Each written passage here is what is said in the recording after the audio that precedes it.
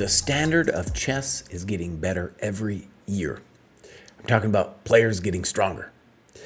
And as an older dude, that's a little dispiriting and confusing to me. But one reason I can say for sure why it's happening is that the tools of chess improvement are getting better.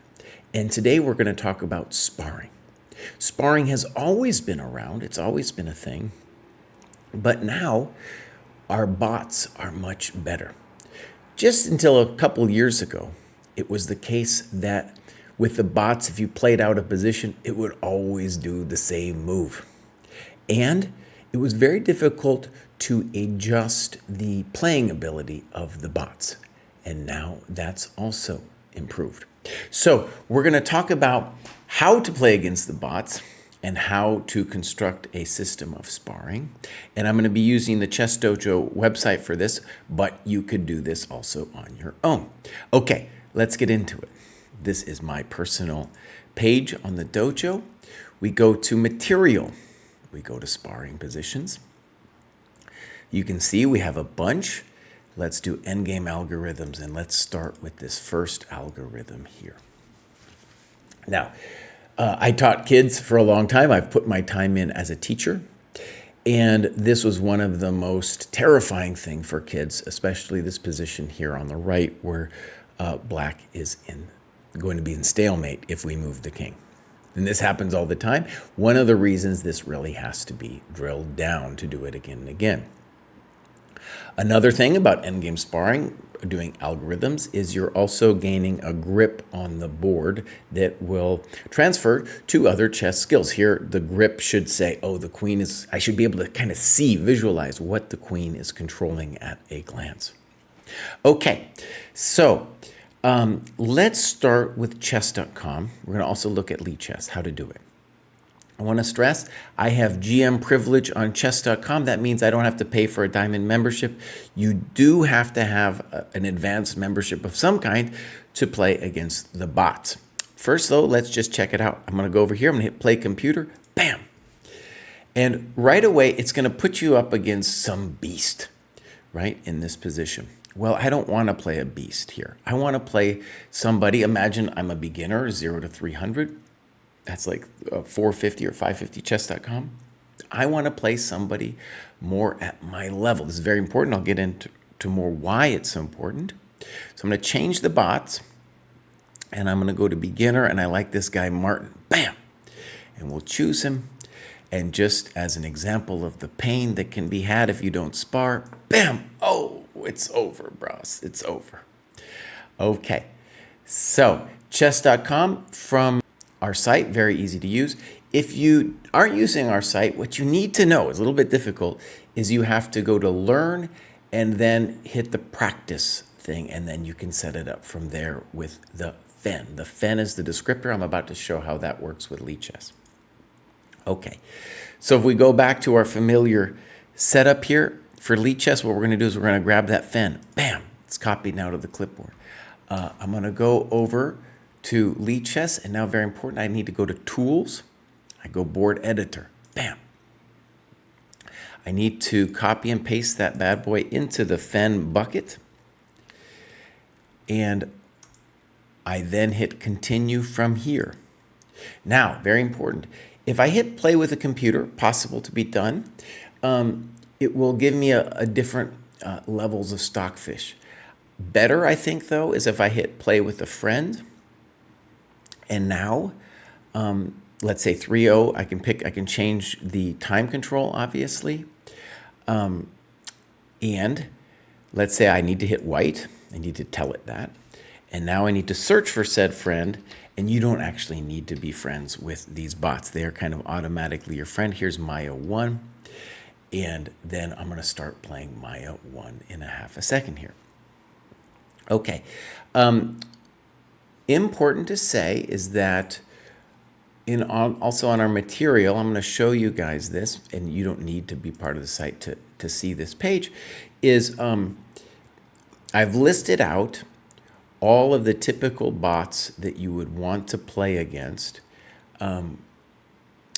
whatever site you're in and whatever rating category you are in.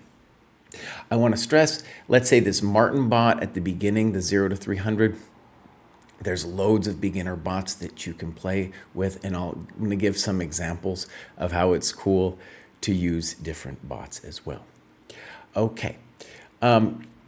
So, by the way, with that position, with this one over here, it's important to say, like, for your sparring and endgame algorithm, you need to prove yourself. In the dojo, we have 3 positions like this, and we want you to do it 3 times each. It sounds a little bit redundant, maybe, but it's very important to drill down. And again, you are going to gain a better grip on the board by doing it.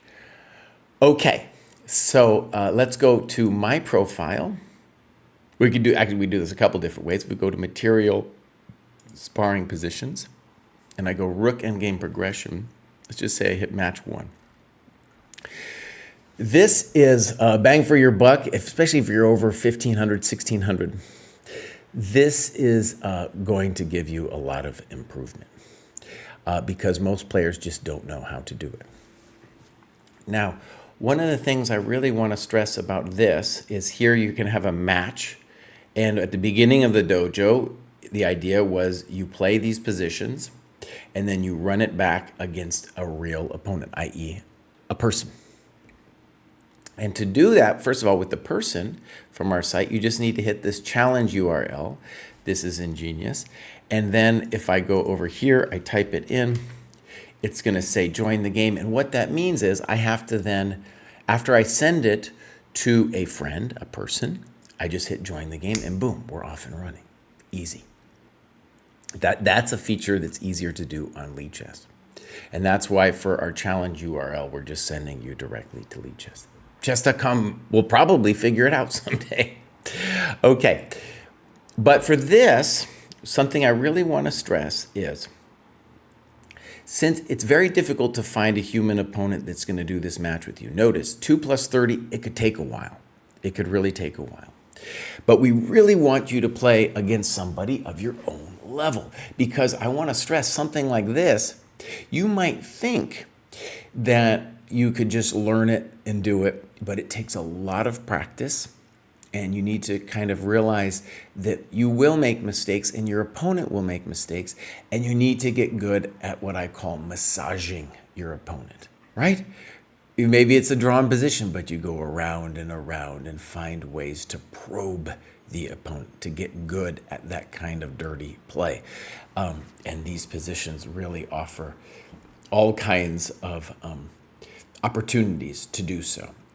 With students, for example, I've sparred these positions, and the drawn ones, I've won, and all kinds of crazy things ends up happening. Definitely something to practice. Okay, so this, I think, is a good example of the kind of thing you want to do with a bot of your own level. And so, for example, here we start out with the dojo in the rook endgame progression 1600. If you do it against, you should do it against a 1500, 1600 rated bot. And then let's say you graduate, you're 1700. Well, by all means, you need to repeat it against a slightly stronger bot. I guarantee you it will be harder. Right? And so from the beginning of the dojo, it's been a problem. Like, how do people set up these long matches that are, a little bit hard, and people might give up? The opponent may be like, oh, dude, I got to go do something. The bot is there for you, my friend. Not going to play the same moves, going to play at your level. Very important.